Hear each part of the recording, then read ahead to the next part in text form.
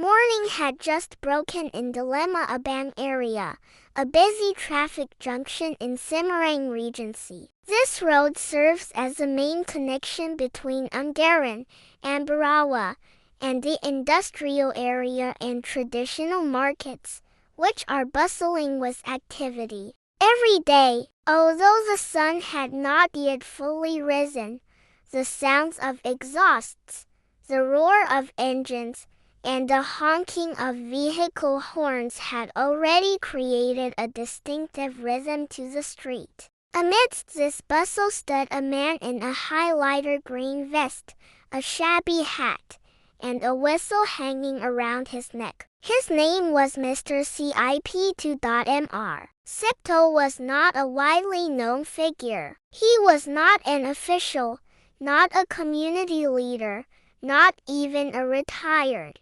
teacher or soldier, but to the residents of Lemah Abang, especially schoolchildren, women vendors, and the drivers who passed by each morning, he was a familiar figure. He was a pedestrian crossing guard, a safety guard who had been present selflessly every day for decades.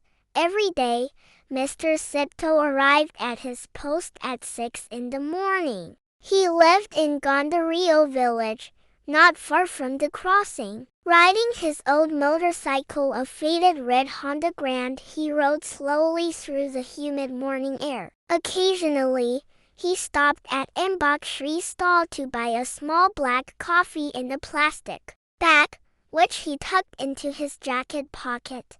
Upon arriving at the crossing point, near the intersection between Beji and the small Lemah Abang market, Mr. Cipto immediately put up a sign that read, "Caution, crossing." He then stood still, observing the flow of traffic from both directions. With a calm but vigilant attitude, he prepared for another day of protecting humans from the unforgiving speed of machines. As it approached 15 minutes past 6, children in red and white uniforms began to emerge from the narrow alleys. Some walked alone, others in pairs or threes, chuckling. They carried backpacks, water bottles, and a morning spirit untainted by the hustle and bustle of the city. "Sir, cross, sir," a child called out loudly. Mr. Cipto immediately blew his whistle, raised his left hand to signal the vehicles to stop, and then waved his right hand at the children to cross. They crossed the road quickly, some waving, some saying, "Thank you, Mr. Cipto." He nodded slowly, his eyes warm. He recognized some of them. There was Bogus, who always brought a packed lunch of fried rice. Rena, who liked to tease him.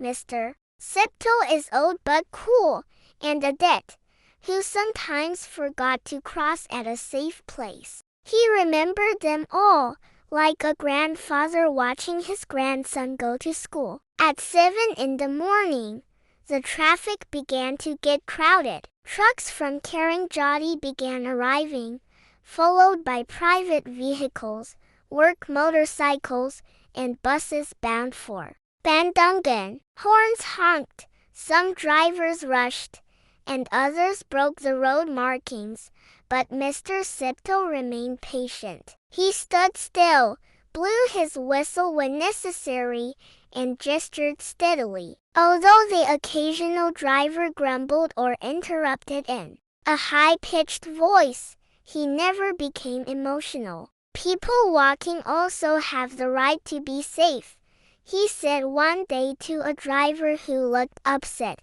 For the residents, Mr. Cipto's presence was like a small beacon in the midst of a fierce traffic flow. He kept people from being overwhelmed by speed.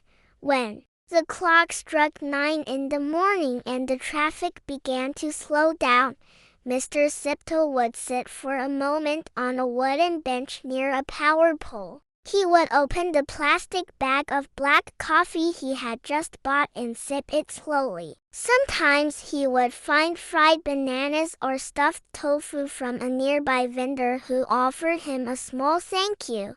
"Mr. Sipto, please take a short break," said a grocery store owner.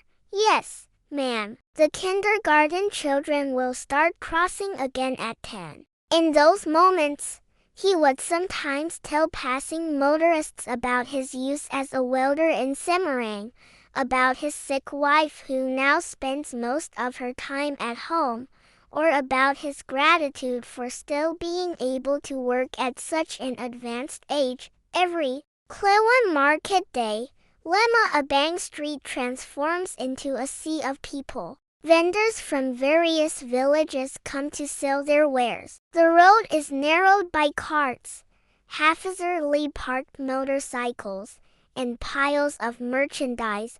Amidst the crowd, Mr. Sipto becomes a focal point. He helps women carry sacks, regulates motorcycles, and prevents small children from running into the middle of the road. His whistle is almost constant. "Tired, yes, but I'm happy," he told a local journalist who happened to be passing by and interviewed him. "If I stayed at home all the time, I'd be lost. Here I feel needed." Mr. Sipto doesn't receive a fixed salary. He only receives voluntary donations from local residents. Sometimes it's enough to buy gasoline and rice, sometimes not. But he never asks for more. "For me, this isn't just work. It's about ensuring safety," he said one afternoon.